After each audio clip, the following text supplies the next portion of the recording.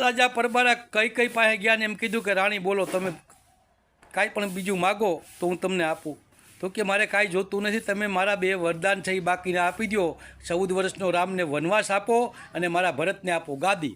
એટલે દશરથ રાજા બેભાન થઈ ગયા અને ખાલી એટલું જ બોલ્યા, એ કઈ તારો ભરતજી એ ભલે ને ગાદીએ આવે રે, વનનો દે મારા. હે રામ રામ ને હોજી, આ અયોધ્યા તમારું રે, બીજું હું તો એ આભેથી ઉતારું રે.